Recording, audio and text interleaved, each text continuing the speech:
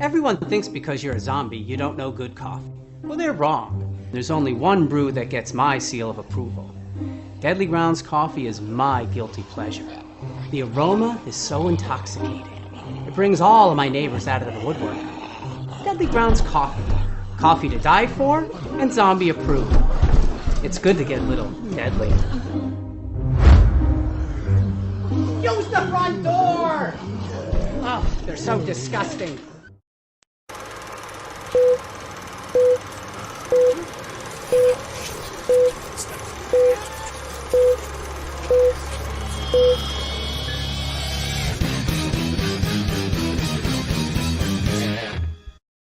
Hey everybody, it's Tuesday night again.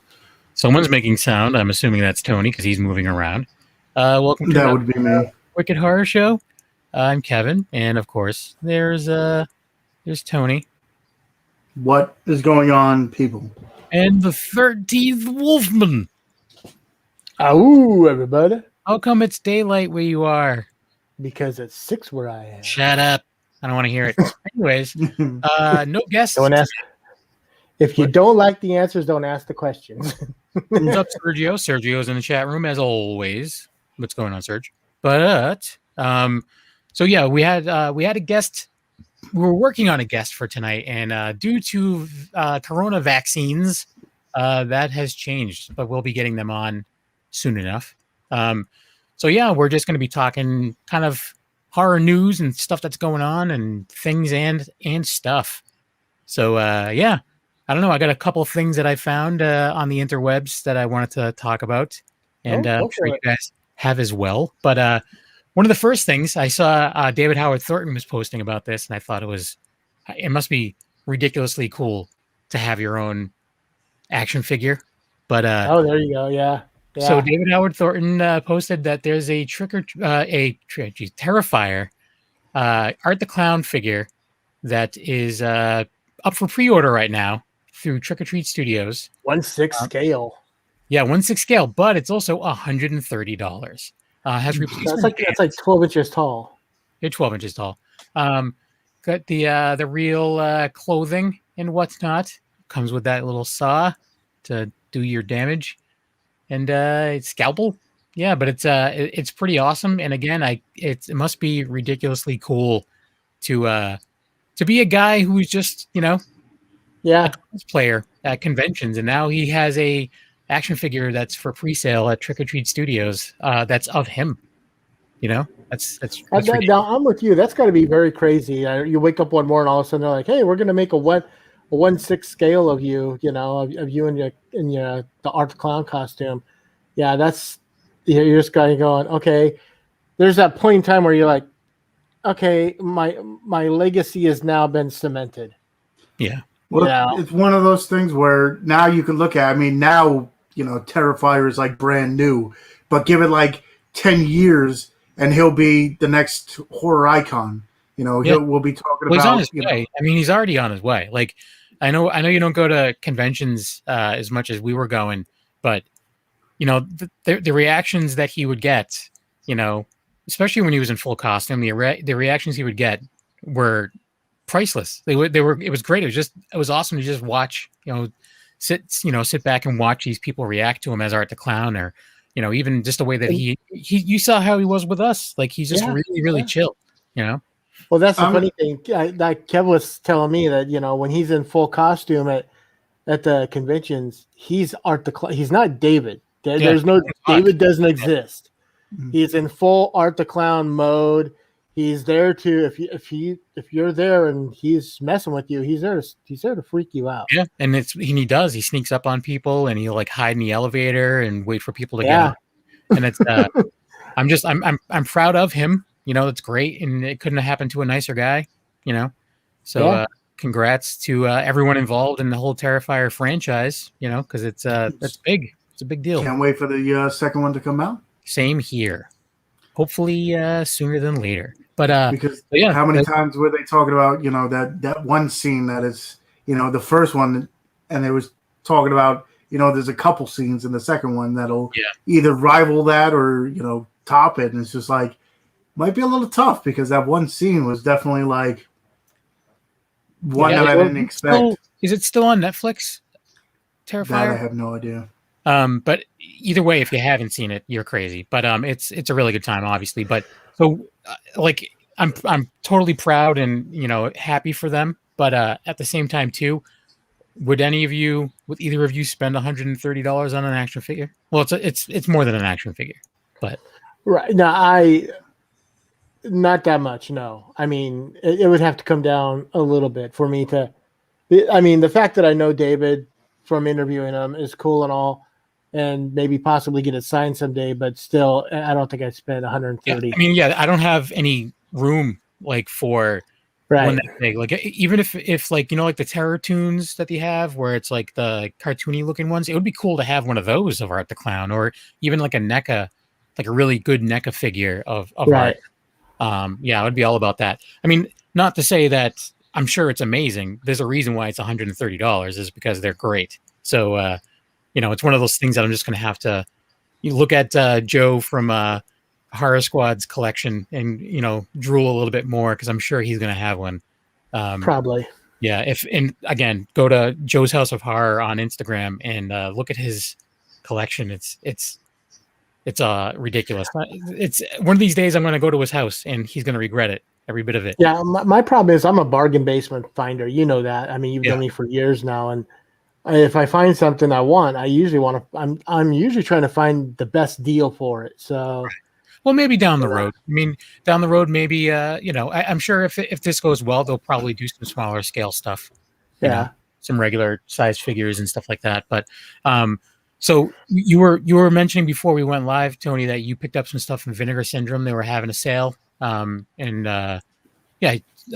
you saw a little bit about the sale as well. They were doing a special. So they were holding they're having the big Black Friday, halfway to Black Friday sale in May. That's the last weekend in May, and so they're now promoting a bunch of stuff that's going to be out at that time, and so they had a small sale, the pre halfway to Black Friday sale, something like that. Tony, grab some things. Show us what you got, Tony. We got Rush Week, which I was watching people review, and they were talking about. It's pretty good. I got them in today, so I didn't even open them because I had a whole bunch of stuff to do. But knowing Vinegar Syndrome, all right, I would have to open it to get the because most of the time, for those of you who don't, know Vinegar Syndrome or have bought from Vinegar Syndrome. I think they rival Scream Factory with their releases. Arrow as well is another good one. Severin. But a lot of the times you'll get releases they'll have reversible cover art, a whole bunch of special features and stuff. So if you're a collector and you're looking for, boutique titles to go, Vinegar Syndrome is definitely one you got to go for. I mean, I was late to the game. I know Wolfie was talking about it for the longest time. But at least with Severin, there's some movies that Vinegar Syndrome has movies I've never even heard of either. But with Vinegar Syndrome, they seem to put out more of my style, I guess. Severin has some, but Severin has more, I don't want to say lower budget or whatever, but a lot of their titles are different, I guess. Yeah. But anyway, this one I believe is from the 90s. It's from the 90s. It's such a good movie, The Fear. The Fear. And then from the pictures I saw, I didn't recognize the slipcover at all. And then when you pulled it out, I'm like, I totally know I know that cover. Yeah, exactly. That's the cover. That was the 90s cover. Exactly. Yeah, I'm like, oh yeah, because it always looked like that's like a grown up Pinocchio or something. Yeah. It kind of when I saw the picture of the thing, it kind of looked like if you've seen Bicentennial Man with Robin Williams kind of deal, kind of looked like that. But the other one is Dark Tower, which. Look, the other thing I do is whenever real quick, have any of you guys seen Dark Tower before? Wolfie? I have not seen that. I don't know. I mean, the cover doesn't look familiar at all, but I would have to. How old is that, Tony? Like, when is that from? This one is from. Where is it showing? 1988. It says. Okay, so because I'm just curious because there was a board game when I was a kid called Dark Tower that was like a big tower, and it was like it was pulled off the shelves at one point because people were saying it was satanic, Me and my family would get around and play Dark Tower all the time. Like it was a good game. Like if I remember correctly, I believe it was still in my parents' like closet, and I pulled it out, and we had left batteries in it, and it was completely just toasted. You know, the batteries just exploded in it because they were in there for 30 years. You know, but I just was curious. I didn't know if there was any kind of tie-in. The reason I was asking about when it came out is because it was actually, I think it came out after the game came out. So the movie based on the game. There you go. Yeah, it doesn't mention anything. So one thing that's cool with Vinegar Syndrome, for at least for me, and actually Tony, for you too, because you're not that far away, but they're based out of Connecticut. So yep. And at least the local conventions a lot like around here, a lot of times still be there. With ours they had some, and like I said, I got late to the game. I remember, like I said, Wolfie always puts me on, because when I collect, it was more of the recent to maybe like the 90s, but then Wolfie was saying, there's a lot of 80s movies and stuff, and Vinegar Syndrome and Severn seem to put, and Arrow too, I guess. Scream Factory here and there, but Scream Factory seems to put out a lot of like mainstream titles, and then like newer stuff. So with Vinegar Syndrome and Severn and stuff, you're getting movies that might not have been, an everyday talking point. I mean, but then the last one was this one, Zombie. What is this? Zombie Island Massacre. What is this? I don't know. What is it? Well, I didn't read the title, but it looks like it's like, what is it? A 70s film? It's like a schlock fest. 81, I think. It's showing me a 2000 release. Where the hell's the actual? Yeah, hey. It's okay. Yeah, it says 2020 on here. Oh, 1983. It's brand new. 83. 83. Wolfie was off by 2 years. But Tony was off more than that because he said 70s. But yeah, so yeah, Vinegar Syndrome's a pretty good company. I mean, I don't own too much from them, but whenever I would see them at Rock and Shock, they always had like a DVD table where stuff was like fairly cheap. But I always look for the blues, as you do as well. I picked something up from Vinegar Syndrome a while back ago. They came yesterday, but I just didn't think about bringing it upstairs. I got Pandemonium. Back in when they had the Black Friday sale, everybody, including Tony and myself, we got the $5 coupon. When they sent the stuff out, it's like, oh, since things have been a little late, you can apply this $5 coupon to your order between January and the end of March. So I waited till just about the end of fucking March. The thing is, they knew you were going to. They're like, oh goddamn, here comes his order or whatever. And I got Pandemonium, which is this really bizarre comedy from 1980. I think that one is 1981. Tony's got a copy, obviously. Thank you. Well, I bought Cycles in Love, the Carmine Capabianca movie. I bought that from. Yeah, I did the same thing. I flipped so put them both up side to side. What'd you tell him? Yeah. So that's the slipcase. That's the new commission. Completely different movies. That's what. Because I'm like, okay, this one looks cool. Then I open it up. Off of meatballs. Okay. I open it up and I'm just like, the hell is it? I'm like, this one looks like a completely different take on it. Yeah. So then I watched the movie and I was like, the hell am I watching? Because it's like all over the place. It's basically like Student Bodies, Cav. Okay. Except it takes place at a cheerleading camp, and I haven't watched it yet. But I'm like, if this is the movie I'm thinking of when I'm ordering it, I'm like, I hope this is the movie I'm thinking of because all the characters in the movie that are cheerleaders have the name Andy in them. So you got Brandy, Andy, Dan. Just these really, it's really weird, And Tom Smothers of the Smothers Brothers plays a Mountie. I think I've seen. You probably have. I'm pretty sure. It used to be on cable all the time. I was going to say it was probably like late night Skinamax or HBO. Yeah, and it was on cable all the time. So I'm like, I hope this is the movie I'm thinking of. So that's the one I spent my $5 coupon on. It was $25 and $5 for shipping, and then I put in the coupon, so I basically got free shipping. I'm like, that's fine. So speaking of $5, I just wanted to bring that. I'm sorry. Did you have something more on Vinegar Syndrome, Tony? No, I mean the only reason why I was surprised is because they gave the $5 coupon because everybody ordered, and it took like a month and a half to get the stuff. I ordered this on Saturday, and it got to me Tuesday. So this is actually the quickest because I waited a month and a half for my Black Friday one because I remember it almost came into the next year, and I'm just like, okay, it took a little while, but that was also COVID and everything else. I think if I remember right, I got mine like either the last couple of days before the new year or just at the beginning of the new year. It was at the beginning of the new year because they said they weren't going to be sending anything out over New Year's. Oh, they said we won't have anybody in the place like until the 3rd. Yeah.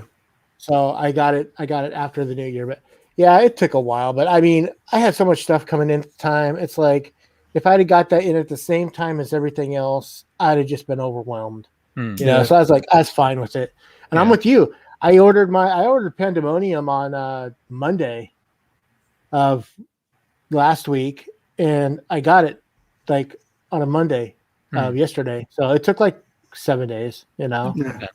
So Sergio's asking a question that he asks us all the time, but okay, I can answer the question if you'd like. But he's asking. I missed the question. So what your favorite horror movie is? So for me, it's Texas Chainsaw. Tony's Killer Clowns. Wolfie is Race with the Devil. Race with the Devil is the one that scared me the most as a kid. Well, that was part of the Omen. The Omen is the one that I usually say. The Omen. So the one that scared me the most is still probably Poltergeist. Even though I love Texas Chainsaw Massacre, Poltergeist scared the crap out of me when I was a kid. So Killer Clowns isn't a very scary movie. So what scared you the most, Tony? Probably as a kid, it was probably The Exorcist. I was expecting him to say People Under the Stairs. That one scared me too. Only certain scenes though, like Exorcist, almost the second half. Yeah, I also watched that when I was younger, so the second half scared me. But there was a few scenes I remember in People Under the Stairs, especially because I saw Mighty Ducks first. So the kid who played Jesse Hall, but that couple of the scenes, especially in the basement. Let's just say I never liked going in my basement when I was younger. Who does? So it's like, okay, well, so there was this couple scenes I was just like, scared the shit out of me in that movie too. In all fairness, though, we never had a basement. Right. Well, we don't have a basement here. So if I went in my basement here, I would have to go outside and start digging. Exactly. But growing up in like multifamily houses, or as we call them in the area, 3-deckers or 2-deckers. So there you go. Is growing up in a 3-decker back in Maine, South Worcester. I would have to go down to change a fuse or something, or get my bike, and I would always like go down there and be fine, and then I'd run the hell out of there. Well, I was mostly scared of spiders, so and without fail, I'd always be like as I'm walking out, like flip, feel like I walked into a spider web, and I'd flip out. But we get those fucking cave crickets over here. Burn the house down. Anyways, so you mentioned $5 before, and I wanted to bring up, in my opinion, the best use of $5, which would be Shudder. So there you go. That's a great segue. Yep, it's way better than any that Leo's ever done. So one of the things that like I'm excited about in it because it comes out on the 1st, and it's season 2 of Creepshow. So Greg Nicotero is doing a lot of directing in this one. So he does he direct them all? Nope, he doesn't. He directs 3 of them, 3 of the 4. There's only 4 this season. That's what it looks like. But there were 6. This is only showing the breakdown of 2 episodes. I forgot it's broken into. So episode 1, I'm happy because the second half of episode 1 is written by Rob Schraub, my homeboy Rob Schraub. And that one's called Public Television of the Dead, which that sounds really cool. And he directed and wrote one of the ones from the first season. Right. That was my favorite one of the season. Yeah. So I highly recommend this first season, and I'm hoping that season 2 is just as good. And I believe there's some people that we've had on the show that are involved in season 2 as well. So that will be fun. checking that stuff out. But yeah, Tony, have you ever checked out season 1? Yes, I own it. I must say, it was. I still like the movies a little bit more, like the original stuff, but it gives homage enough to those. Right. I'm not saying it's a bad. Right. It's bad at all. I just like the movies a little bit more. Right. I respect the fact that Greg Nicotero was taking a good title, a good horror franchise, if you would, right? Yeah, and he's just lending his talents to it, and he wants to keep it alive. And I think Shudder's a great spot for it as well. Definitely. And I agree with you, Tony. I mean, I truly love the original. Well, there's technically 3 movies, but yeah, we don't talk about the third one. Well, I actually didn't mind the third one. I thought the stories in the third one weren't that bad. I even liked the wraparound. In my opinion, the third of movies is mostly usually good. The Halloween 3 is the best of the franchise. There you go. Well, I watched that and I was like, this is like, it reminded me of like Goosebumps. Like you have the first 2 movies and they're rated R, and you have your what do you want to call it? Your brief nudity and all this stuff. And then I watch the third one and I'm just like, this seems like it's like would be on like a kid's TV show. I'm like, what the hell? I don't know. There was a lot of blood in that third one. In the wraparound, there was a lot of blood. Well, in the wraparound, but some of it was just like, and I remember that was like, I don't like buying movies twice, but when I originally bought it from Amazon, it was like burnt. The disc was burnt. So I'm like, okay, whatever. It looks like a bootleg. And then I put it in the thing and it didn't work. So then I actually had to buy it a second time. And I'm like, I just want to see this because I didn't even know there was a third one.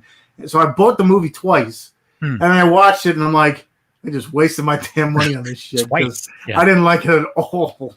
So Sergio's asking if you watch Identity. I don't know what Identity is. Identity with Ray Liotta and everybody's in that. With the split personality, you just gave everything away.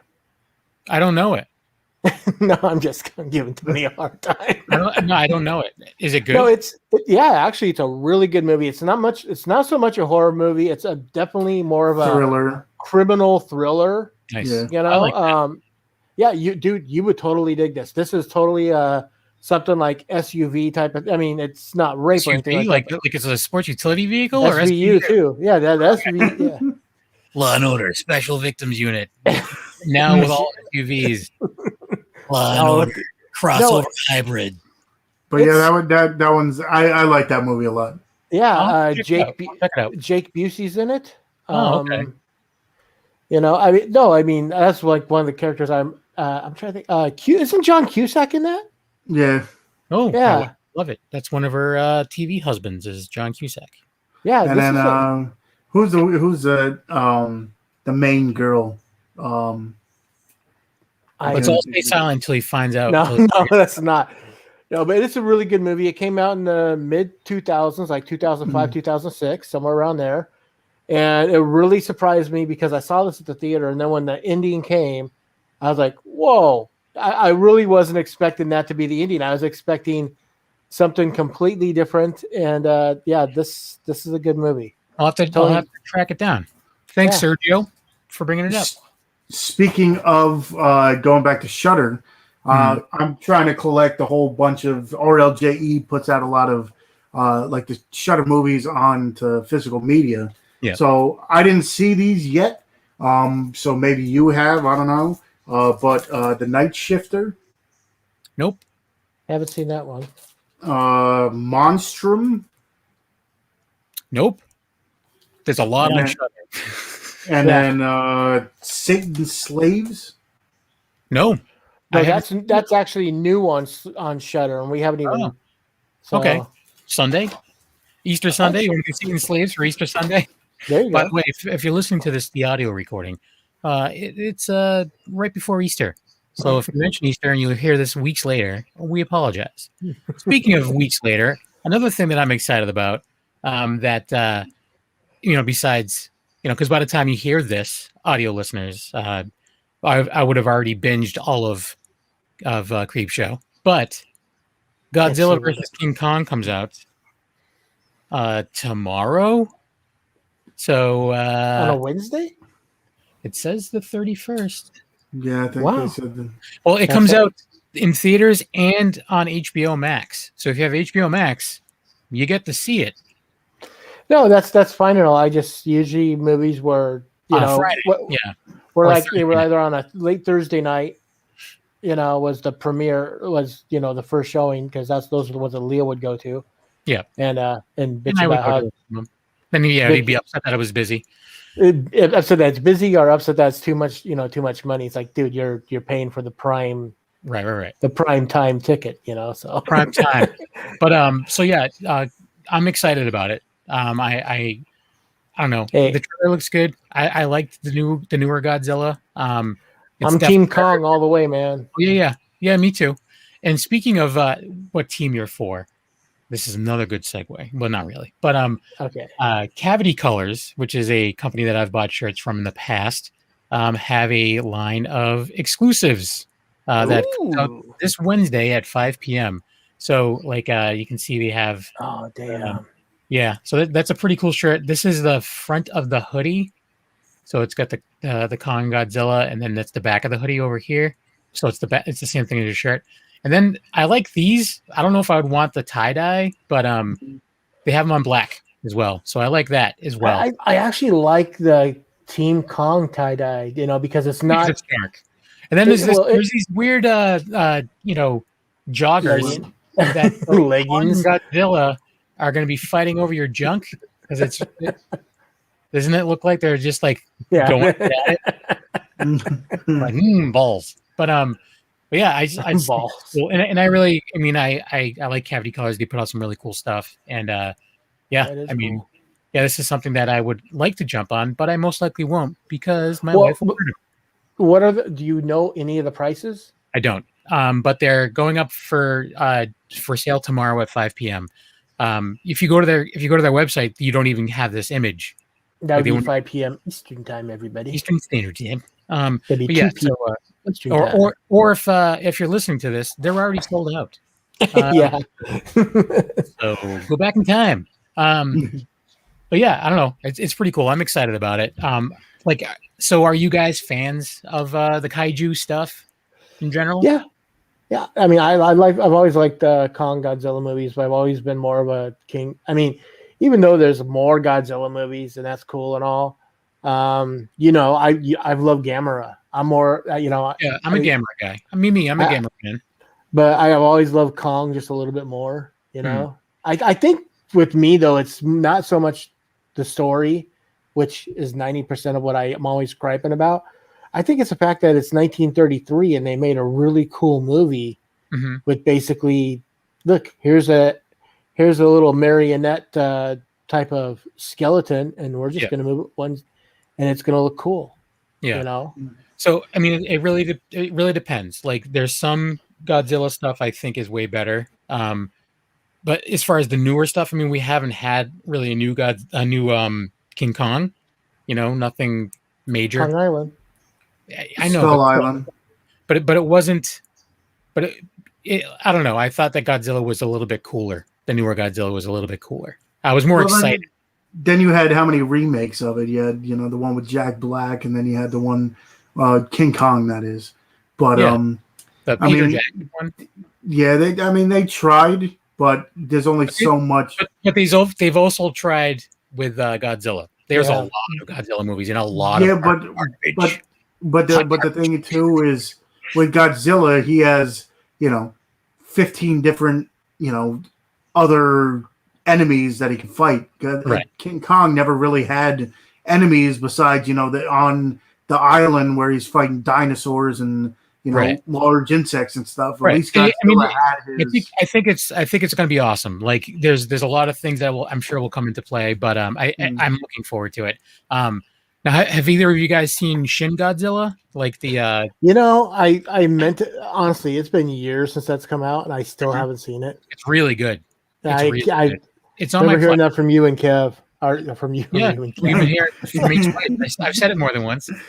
From you and Leo. yeah, we look so much alike. Yes, you and Leo. I'm gonna flip. But talking about Godzilla and King Kong, I'm more on the Kong side. But the funny thing is, I remember watching Kong Lives more than watching the actual, like, the original or, you know, the remake of King Kong. I remember Kong Lives because I think that's what I watched mostly when I was younger. Always on cable, man. It seemed like. Yeah, and I remember that one more clearly. Even though I would like to see King Kong destroy Godzilla in this movie, I'm still like, I have figures of Godzilla. I don't know anything King Kong. Like, he's just a gorilla. There's nothing cool looking about him. He's just a big gorilla. At least Godzilla is just cool looking. He's basically like a big dragon. He's a giant lizard. That's all he is. Well, yes and no. He shoots fire. Well, but I mean that's the whole thing. Is like he was. I mean, if King Kong started pulling out some Street Fighter moves, some Hadoukens, I'd be all set. Cool. Yeah, exactly. But I don't know. I'm looking forward to it. I really recommend Shin Godzilla. Godzilla looks crazy in that movie. That's the other thing too, is there's so many different versions. Like, they've changed Godzilla a lot. There's really not too much they can do with King Kong. You know, they're just a different version of a gorilla. But there's the Shin Godzilla, like, it's crazy looking. And it's, I don't know, man. It's a really good movie. It's so weird though. It's very political too. So just watch how cool it is. Don't pay attention to what they're talking about. And you'll be good. But yeah, I don't know. Nowadays almost every freaking movie has some kind of. But this was because this was the first one. I want to say it was something like, this is the first Godzilla movie made by that country in a very long time. It was the first one that wasn't made by Toho Studios or something like that. Yeah, and they used it to, like, you know, kind of anti, you know, political, for, because I guess there's a lot of political stuff going on over there, obviously. But yeah, so I'm excited about that. Now, do either of you have HBO Max or no? I have access to it through my in-laws, so I will be checking it out. I'm not going to go to a theater to see it, but I am going to a theater soon. Did I tell you guys that? No, this is news. A group of friends are renting. Oh, I think you mentioned this. You did say that. Yeah.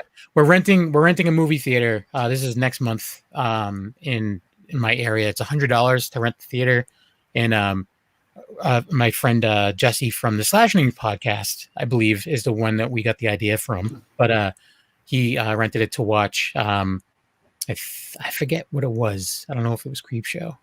It might have been Creepshow that he watched. But yeah, we're renting it, and we voted on what movie we're going to watch, and it's going to be Heavenly Creatures. Heavenly Creatures, the Peter Jackson movie from 1994, starring Kate Winslet and Melanie Linsky.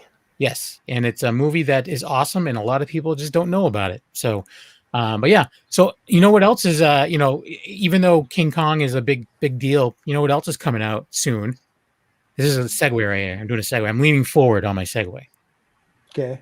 It's our friends over at the Talking Dead, which is now called Talking with the Dead. They changed the name.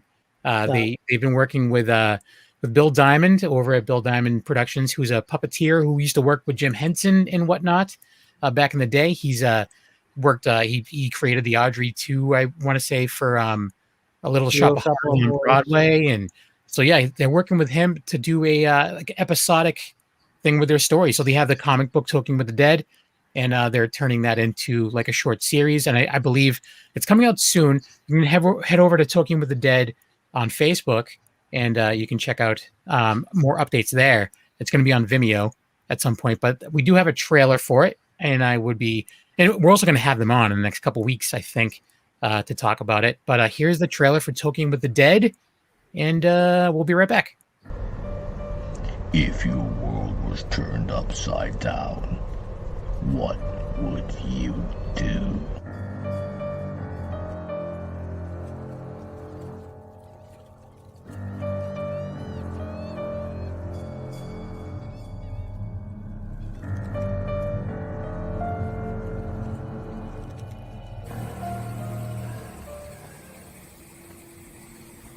What the fuck are we gonna do now? Get high?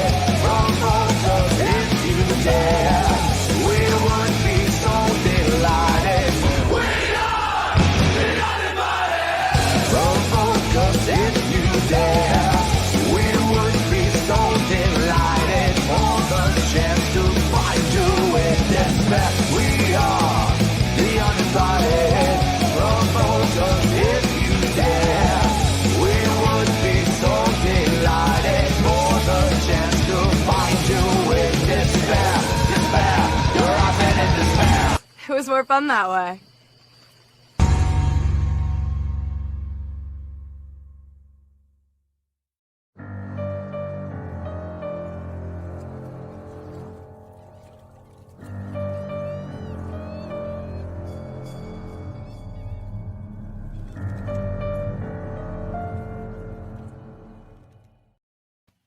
So there you go. There's the little teaser trailer for Talking with the Dead.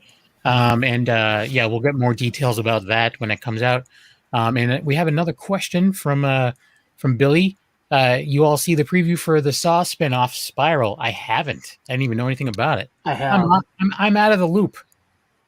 Sorry, guys. I haven't seen it either. No. Oh, wow. I didn't even hear about that. It was all over Facebook on Friday, man. Well, apparently I spend too much time on Instagram or playing Candy Crush to There you keep go. my Facebook.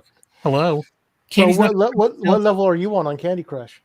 Depends on which one we're talking about. If we're talking about Candy Crush jellies, I'm on a certain level. And if we're on regular Candy Crush, I'm on another one. I don't want to get into it. My wife's on like over 1,000. So am I. All right, Karen, let's go. All right, so what's up? So what about it? Nothing. I just was asking. No. Just saying the Spiral. Yeah. What are your thoughts? Spiral looks good. I was really worried that with Chris Rock being in it, that it was going to be. Okay, I remember hearing something about Chris Rock doing something with Saw. My dog's barking in the background, so I apologize. Yeah. But yeah, so it's a movie or it's a show or? Yeah, no, it's a movie. It's a spin-off of Saw.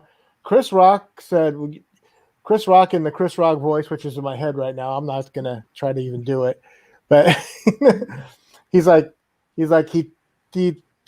the last Saw movie, the last few Saw movies. And he's like, he wanted to do like some kind of weird spin-off, and so he plays a police detective investigating a serial killer that could be connected to Jigsaw, and the symbol is a spiral symbol that's on Billy's cheeks. Right. Exactly. Yeah. It looks cool, man. I mean, this would be cool if this spun off a whole new franchise, a movie that has a spin-off that does a new spin-off franchise. That'd just be awesome. But that would be cool. With the Saw movies, I like the first couple. Then the middle just got so convoluted. And then the last couple brought it back, and I think I like the last one the most. So the first one, I wasn't sold on the first one. The first one was cool, but it was also the most overacted movie I'd seen in a long time. The main dude that was in Princess Bride. I'm like, dude, calm down. You're not doing Shakespeare here. You need to Cary Ells or whatever his name is.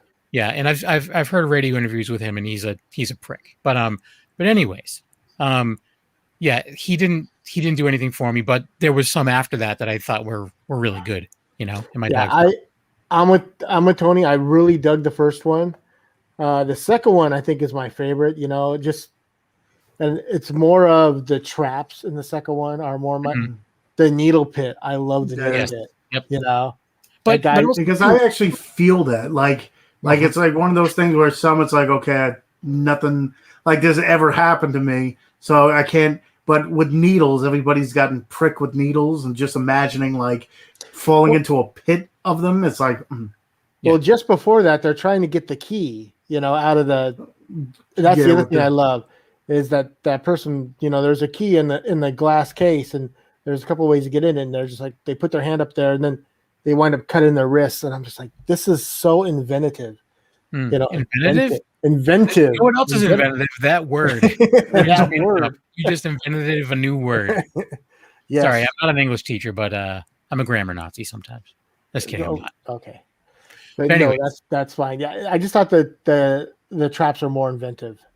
Yeah. With Tony, it's like so. The first one takes place in now time. The second one takes place a little bit after now time. The third one takes place during at the same time the second one's taking place.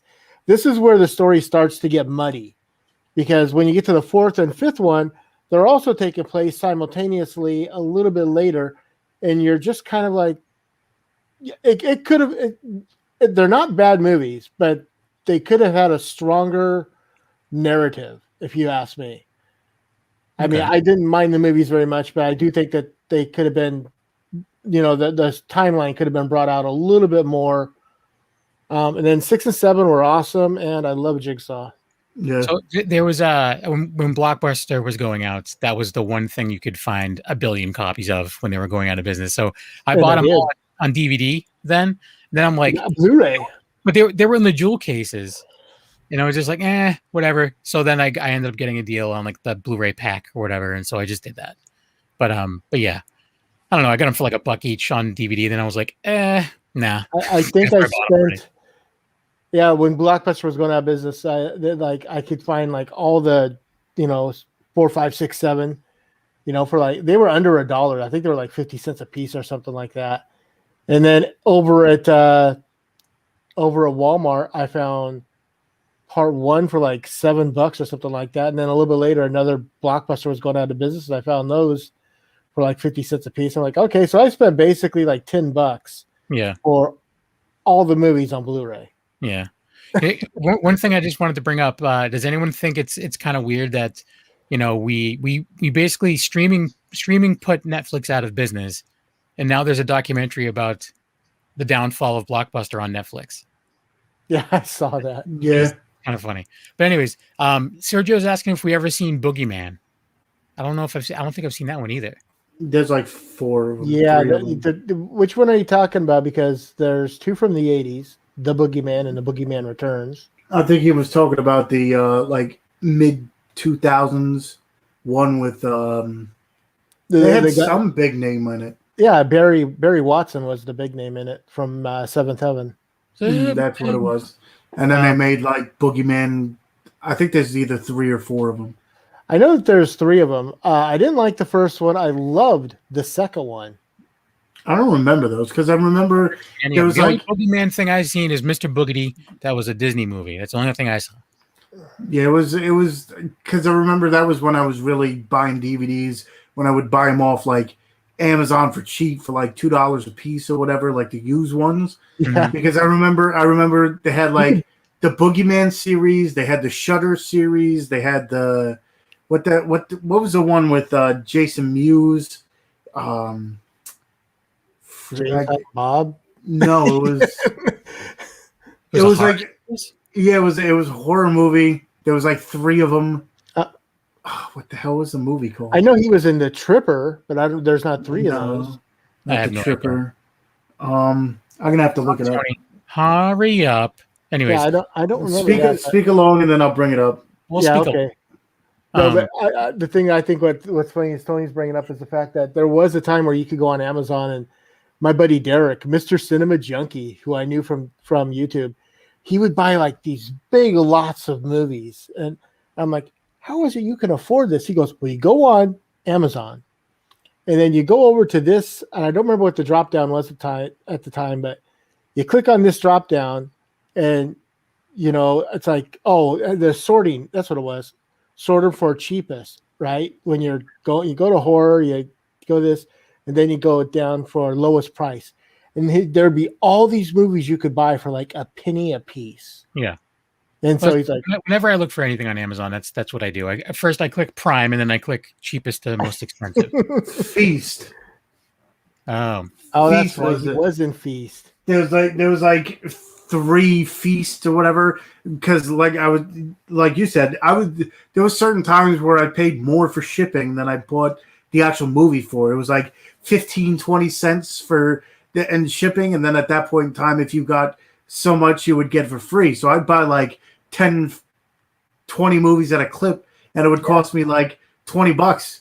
And it was just like, this was when I was buying DVDs. Now Blu-rays are a little bit different. But I remember like the Boogeyman had like 3, Shudder had 3, Feast had 3, the Butterfly Effect had 3. Like all of them had like sequels and thirds and all that stuff. The franchises, yeah. Franchises, yeah. Feast was awful. I didn't like it at all. But being the completist I did, I bought the first two, and I'm like, I got to get the third one. And then I got the third one, and good thing it was cheap because there was a show on, I want to say it was on the E! Channel. I'm not 100% positive, but it was Project Greenlight with Matt Damon and Ben Affleck. Yeah. And that was the movie that they chose to make for their third season. They're like, well, let's make a horror movie, Okay, fine. And they got the script from the two guys that wrote the script for that one, and then they got Wes Craven to come on board to consult as a director, and they got John Gulager, the son of Clu Gulager, who was Bert in Return of the Living Dead, the guy that owned the Unita medical supply company.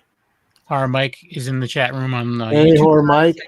Good evening, gentlemen. And I believe Horror Mike is the gentleman that when he comes on again, it's an episode that you have to be on because you guys are both encyclopedias with T-shirts on. Oh, cool. He was the one who had on recently. Oh, okay.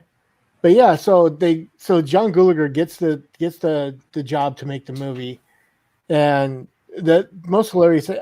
I wish Project Greenlight was still around because it was hilarious to watch him have a meltdown every time they told him he couldn't do something. It's like, look, you've only got this much money. Well, I want this person, this person, this person. And they're like, well, do you have any way to get this person, this person, this person? No. Well, tough then, He wanted his wife, his brother, and his father in the movie. Well, and he owed some people. I don't know. Yes. And then I watched Feast when it came out, and it was terrible. Have you ever seen Insanitarium with Jesse Metcalf and Peter Stormare? Yes. I haven't. I have that movie. All you guys are bringing up movies I've never seen. It makes me feel like a poser. Well, you know who Peter Stormare is, don't you? Yeah. I don't. Okay, Kev, look straight at the camera, and more convincingly, just say yes. Yes. Okay, well, that'll work too. Peter Stormare was the friend in Fargo that put what's his name into the wood chipper. Okay. All right. That's Peter Stormare. So yes, you know him. No one knows about what's his name. Good old what's his name? Yeah, he's been in like everything, but I'm blanking on his name for some Steve reason. Buscemi? Yeah. Steve Buscemi, thank you. That little known actor, Steve Buscemi. But yeah, I haven't seen that. I mean, again, it's I don't know. I have to find all these movies now. Is it good? It's decent. I must disagree. Feast had an amazing cast, including Gulager, Rollins. I thought it was hilarious. Yeah, but it was edited terribly. I mean, I agree. It probably had a decent cast, but Gulager can't direct. He couldn't direct Traffic, if you want. I mean, the best thing he's ever done was the first Piranha remake movie. So that's the best thing he's ever done. The worst thing he's ever done is Feast. I watched it, and it's at that point in movie making when everybody's doing quick cut, quick edit things, and they're all getting like way up onto the subject, so you can't tell what's going on. There's a scene in that movie where something happens and then the kid's missing, and I'm like, what the fuck happened to the kid? And supposedly the monster came in and took the kid away and went out a window, I guess. I mean, that's the way I figure it. What about you, Tony? You saw Feast. Yeah, it was that was honestly, it was like so shit. Like when there's certain movies that are I was gonna say so in shambles, because there's certain movies that are like all over the place but kind of brings it all back together. Then there's other movies that are just so all over the place that I'm just like, I don't understand what the hell is going on, and I lose it. And that was one of those. It's like so much is going on at once and all this, and I'm like, I just don't. I don't understand it. Like if I don't understand the movie at all, it's just like I lose it, because sometimes it's like, there's other movies where it jumps so much that it's like, okay, it's hard to follow, but then towards the end it kind of wraps itself up. There's some that it's just like so much is going on at once that it's just like I can't follow it. I can't. So I haven't seen Feast in a long time. I might have to rewatch it, but I remember not liking it at all. And as Horror Mike said, it had an incredible cast. He's right about that. Yeah. I mean, it really did. That cast was wasted on that movie. There's a lot of movies that have incredible casts, but sometimes it's other things that make the movie not so great. Yeah. There's plenty of them out there. I don't want to name any of them because there's one that we're good friends with that has an amazing cast, and I was just like, God, I actually saw that movie at the Dollar Tree for $1. Oh, really? I would buy that. Anyways, I know exactly what movie you're talking about. I'm going to stop talking. So we have to wrap up shortly. So, Tony, who do we have on for next week? We do have. Let me get his last name correct because I don't want to mess it up. But it is the director. Tomorrow. Tomorrow, next Tuesday. What? I'll make you introduce him then if you can't do it. Well, it's actually not that hard of a name. It's just that I want to get it correctly, so I don't. So you're not going to pull a Leo Pond, huh? The empty man. Most likely, I'll say it's very easy, and then I'll mess it up somehow. But Ryan Spindell, the director of the Mortuary Collection, which is now on Shudder, which is actually getting released to physical media either next Tuesday or it got released today. It's coming soon, so it's either today or next Tuesday. But the director of Mortuary Collection, which I enjoyed, and for those of you who haven't checked it out, it's another what do you want to call it? Anthology film.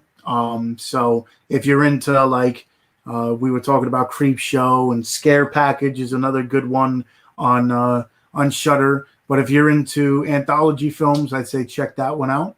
They do have, the thing with the anthology films that I think we mentioned before is, at least with anthology films, maybe there's a short that you didn't like, but then, there's a couple other ones. Sometimes if you're watching a movie and you don't like it, it kind of takes you out of the whole movie.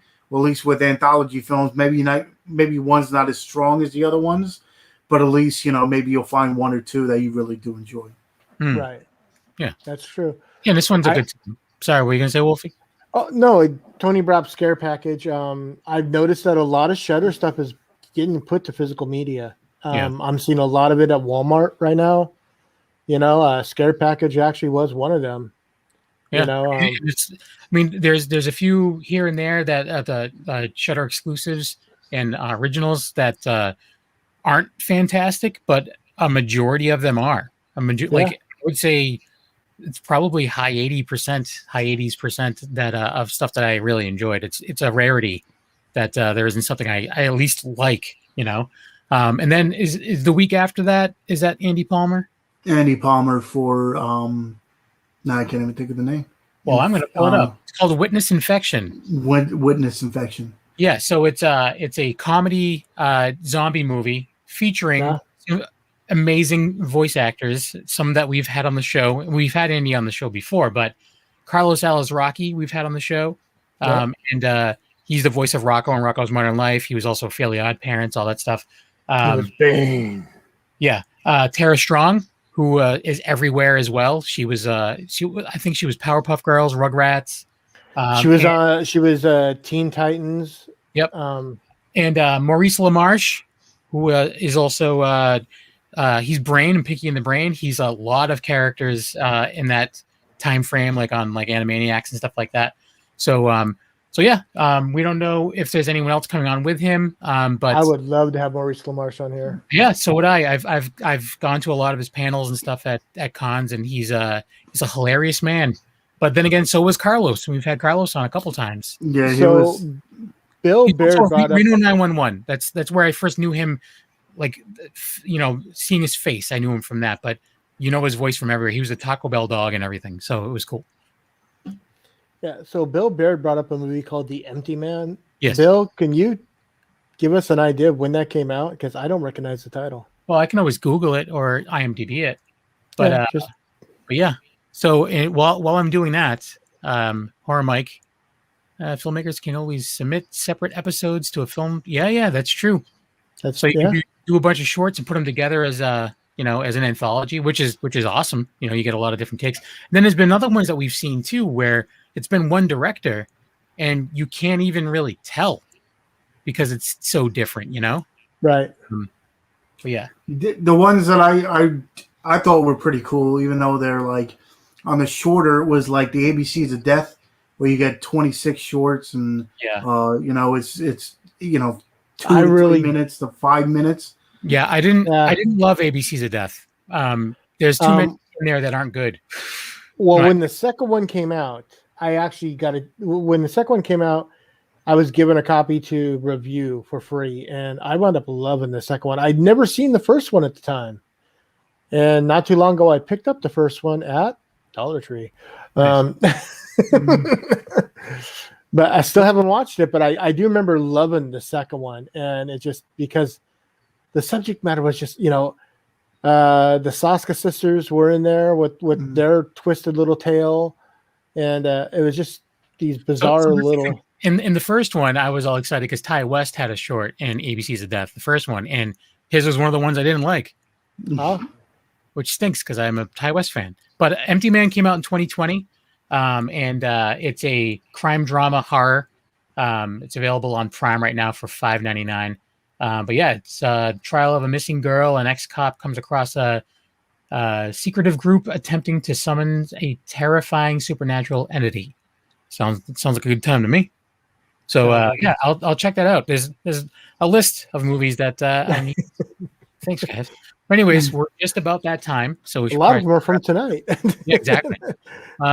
So Tony, where can people find you?